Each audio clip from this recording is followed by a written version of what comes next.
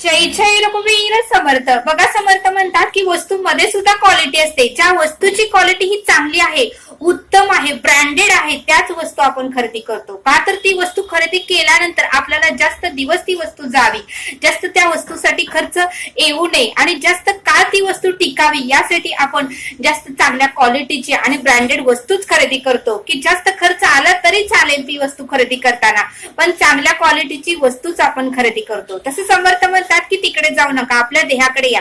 आपल्या देहाकडे सुद्धा 3 भाषा आहेत, एक उद्धट भाषा, कठोर भाषा आणि नम्र भाषा.